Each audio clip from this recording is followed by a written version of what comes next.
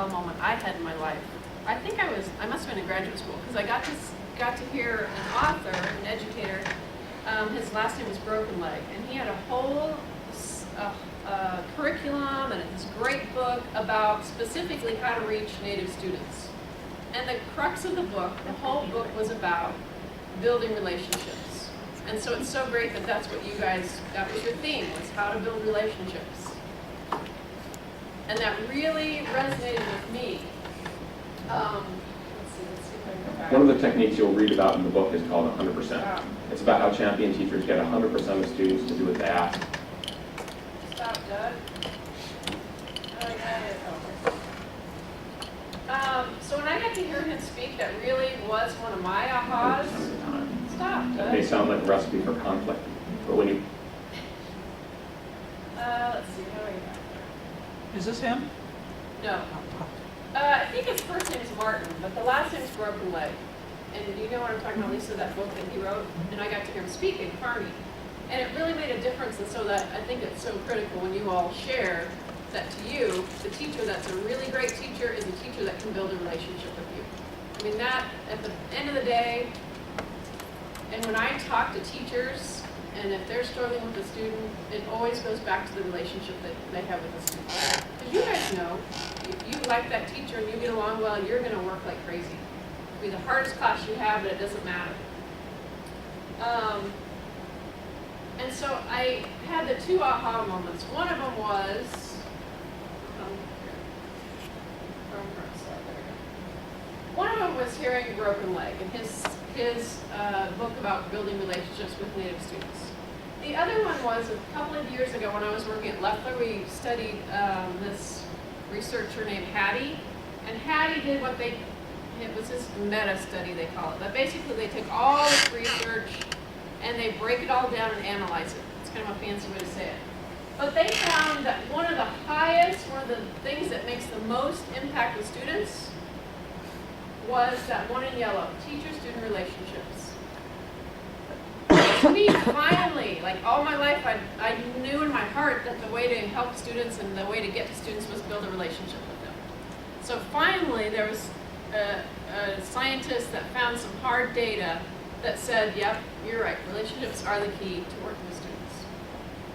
Because when I go out and talk to students, of course, they tell me. They know it.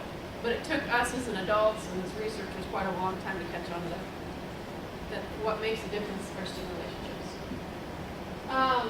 When we went through this study when I was at Leffler, I was ready to just bang my head against the wall because as a counselor, I was spending 90% of my day chasing down homework. Like, come on, Johnny, you're missing 5 math papers. Let's go, let's go.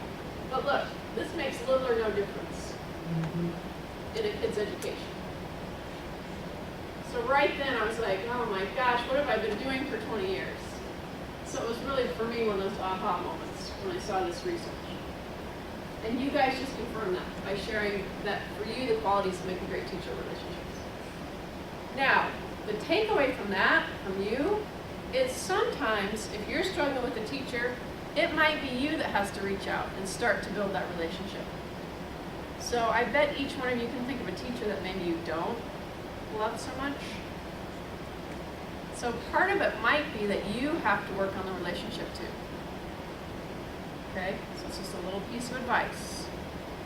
But sometimes, it's you that's making that relationship a little bit rough. So I hope that's kind of a takeaway for you.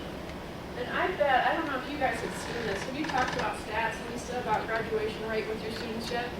Yeah. I couldn't find 2013 yet, but I went on the website for the Department of Education for Nebraska, and they have a ton of statistics. But one that I wanted to share with you that I hope is an aha moment for you is if you look at this graph, these are the graduation rates for students in Nebraska from the year 2012.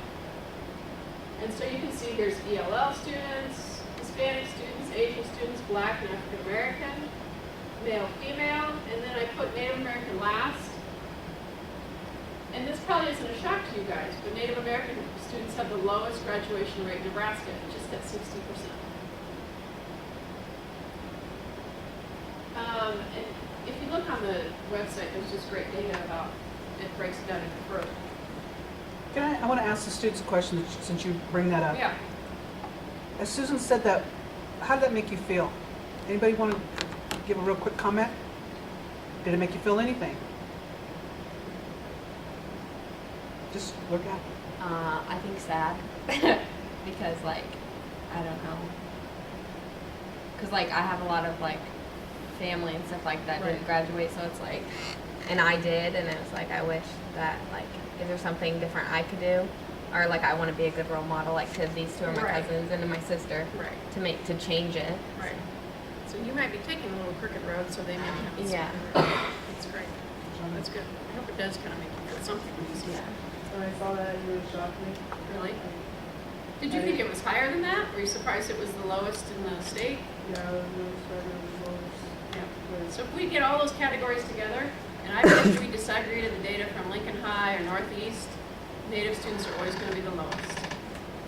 So if we took just Lincoln High, I bet Native students graduate lower than any other population in your school. I'm just guessing. I'm guessing that's probably true. Yeah. Rachel? I was shocked that it's higher. You thought it was higher than that? I mean, you thought it would be lower than that. Okay. I think in LPS we had a big celebration because we graduated like, what's it, 80-some% of all the students in LPS, there was like 80, it's a really high percentage. But again, Native students graduated about 60%.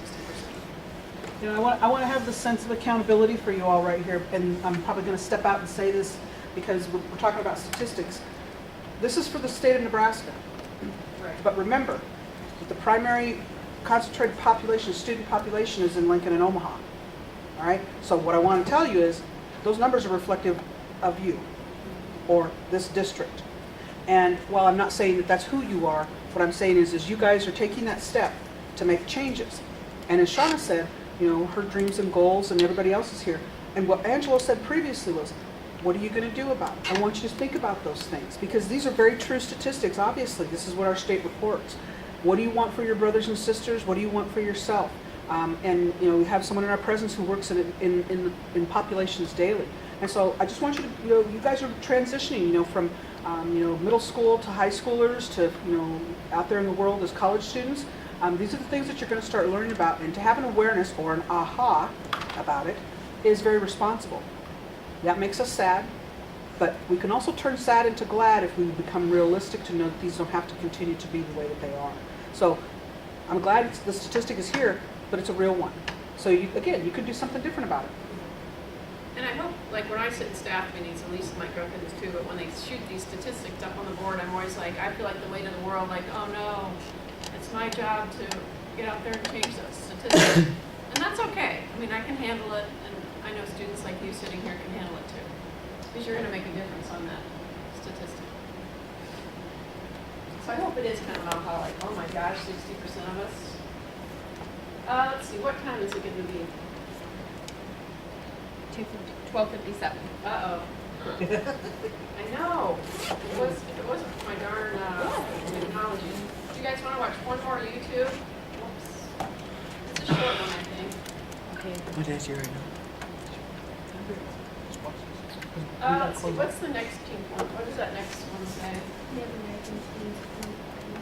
Oh yeah, this one's kind of interesting. You guys might, and I don't know, how often do you guys meet, Lisa? Or maybe you won't Once a meet. month. These are kind of good. When I looked through them, and maybe you've already watched them, but they were good discussion starters, I thought. Because it's just a Native teens responding and talking about what it's like to be a teenager, a Native teen. So we can watch this one. It might be one then that you guys want to bring up later for discussion. What's it labeled? Native American teens, who we are.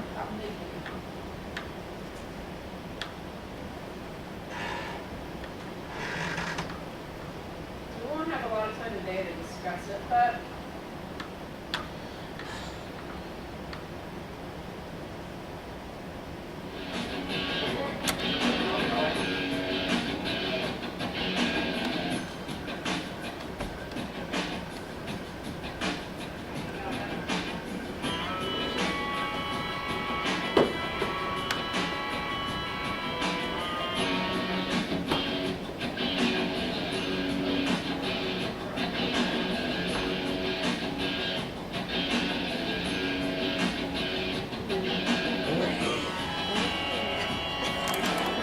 didn't know what that noise was. I was on me. Oh, that was you.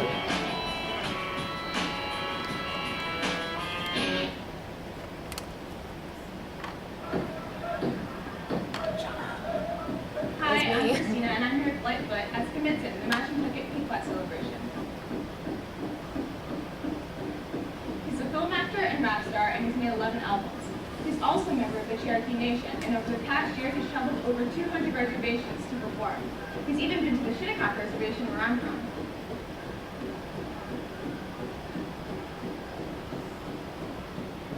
So you've traveled a lot this past year. What's your Reach the Ridge tour all about? It's to reach out to all of our reservations across the United States and encourage to them those things that were very, very important and what we live by in the past and in today's contemporary world, make them a priority again. So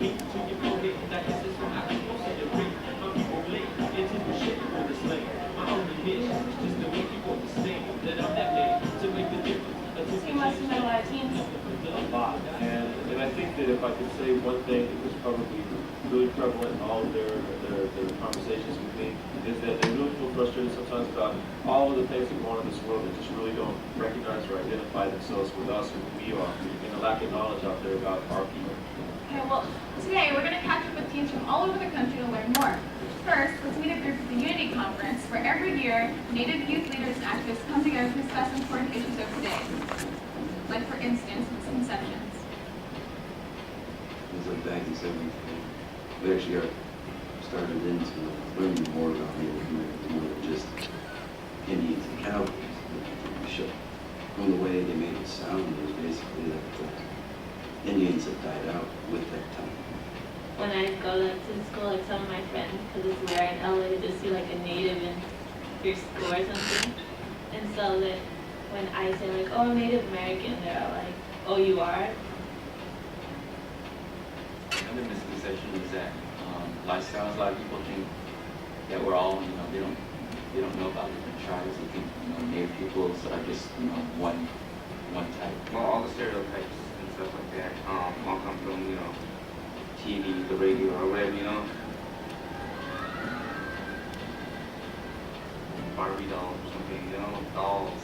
If they're gonna make a toy, an Indian toy, they're gonna make a man with a bow and arrow, a man with a little pinky horse there. That's all they know.